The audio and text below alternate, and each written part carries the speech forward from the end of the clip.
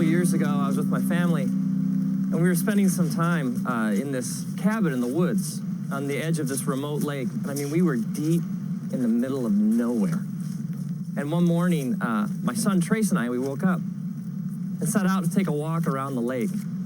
It was one of those mornings, like not a cloud in the sky, and the birds are singing, and my son Trace, he's about a little over a year old at the time. And so he's making all these little chirps and squawks that one-year-old boys make. And I had him in one of those hiking backpacks where he rode back here. So as I walk along, I can hear him making all his noises. And so we head out through the woods to walk around the lake. And it's just one of those, you ever have those moments, like if you could just freeze them? It's just so beautiful. And we get to the other side of the lake, and we're exactly at the halfway point. We're the farthest possible point from the cabin, and we're rounding the bend to head back, and I look up and I notice clouds. And then it starts to rain. It always rains, doesn't it? It's interesting because the scriptures say all sorts of things about rain and storms. When Jesus is teaching about what it means to live like the fullness of life in his kingdom, when Jesus speaks of it, he speaks of two different people. He speaks of a person who builds their house on sand, someone who chooses to reject his teachings, and someone who builds their house on rock, who chooses to build their life on Jesus' teachings. And then the metaphor he uses is that of a storm that comes, and the person who rejects his teachings and his truth, essentially the house built on sand just gets destroyed, but the house that's built on rock stands. So this idea, Jesus says, when the rains come, it's not like they might, they do. It rains in our lives a lot. At first, there's a drop here and a drop there, and so I put Trace's hood over his head. But what I didn't know was that he pulled it off. And so gradually the drops, they get bigger and bigger, and they fall faster and faster. And in no time, it is pouring. I mean, the kind of rain that just soaks, it plasters your hair against your head, and the kind that just drenches your clothing. And at first, Trace, the thunder and the lightning, he's okay, but as it picks up and it gets louder and louder and the wind becomes more intense and the trees start to shake, Trace becomes more and more agitated. I can feel him like on my back. And at first he starts to whimper, and then he lets out kind of a little shout here and there, but in no time, Trace is shrieking at the top of his lungs. I mean, the wind is blowing, it's thunder and lightning, and we are just getting plastered with this heavy rain, and the trees are no longer providing any shelter. And Trace, just from like deep in his being, starts to yell and cry so loudly and with such passion and terror in his voice. It's interesting, because if you take like the word cry and you search the scriptures, you find this word comes up over and over again. Like even the book of Psalms, just the book of Psalms, if you're like to start reading through, it speaks over and over and over again of crying out to God. And God says these amazing things, like he says, when you cry out to me, I listen. He even says, I cannot ignore the cry of somebody who's afflicted. It's like if I'm hurting, lost, soaking wet, scared, confused, God says, you cry out and I hear. God even says that when you cry, he's close to the brokenhearted. He's close to those who cry out and admit they're scared, lost, soaking wet, and confused. See, there is this false, twisted idea out there among religious people that somehow you got to have it all together to have a relationship with God. That like somehow God's only looking for people who have no problems and have it all nailed down and can put on like the happy face all the time. And yet the scriptures speak directly against this kind of thinking. I mean, Jesus is even just straight ahead, and he says, "Come to me, all you who are weary and heavy laden." I mean, the essence of salvation is crying out to God and admitting, I don't have it all together. It's admitting I am lost, I am hurting, and this sinful nature that I carry around with me has really screwed things up for me. And God, if you don't show me the way home, if you don't fix things, if you don't step in, I am dying here. And this kind of thinking is all throughout the scriptures. It's over and over again. God says to us, you come to me with all your junk. Come to me with your problems.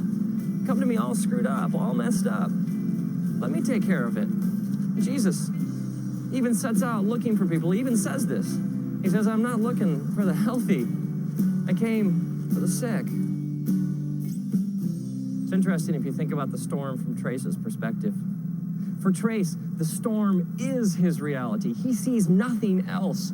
The lightning and the thunder and the trees swaying and the raindrops and the water just dripping off him. It's all he knows. He sees no reality beyond this storm. What Trace doesn't realize is that as his dad, I would do anything to get him home.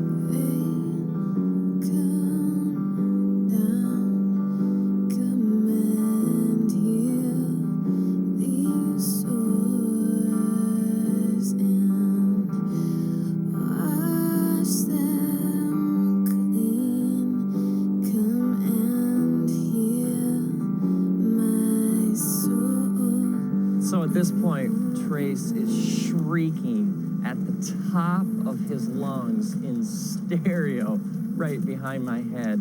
And I stop, and I kneel down, and I take him out of the pack, and I pull him close to my chest, and I wrap my arms around him, and I hold him so tightly up against my heart.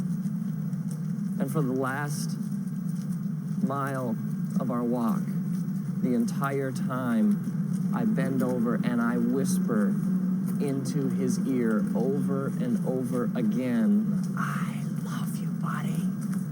We're gonna make it. Dad knows the way home. We're gonna make it. I love you, buddy. And over and over and over again, through the storm, I carry him home, clutched tightly against my chest, whispering, I love you, buddy. We're gonna make it. Now imagine if like years later, Trace is in therapy or something, and he drags up this repressed memory of the walk. And he comes to me and he's like, Dad, why'd you let me go through that for? I got all this junk inside me. I thought you loved me. How could you have exposed me to something that horrible, that storm? I mean, why didn't you protect me? I would be crushed. Because for me, that walk was one of my deepest, most intimate memories of my life with my son. I wouldn't trade that experience for anything. Maybe you're bitter, or you got all this anger inside because of some things you've been through, some storms in your life. And you're wondering, if he really loved me, if God really was there, he wouldn't have let me go through that. And maybe God is saying, no, man, don't you understand? I got to hold you tight, and I got to remind you over and over again, I love you, buddy. As it says in the scriptures, the book of Deuteronomy, chapter 1, God's reminding his people of how good he's been to them. He says, remember, I carried you like a father carries a son.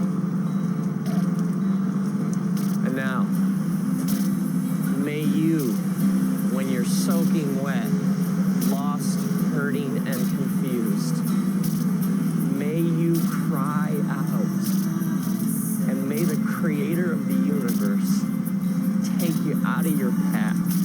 May he hold you tight up against his chest. May he wrap his eternal loving arms around you, and may you hear him whisper, I love you, buddy. We're gonna make it. Dad knows the way home. We're gonna make it. I love you.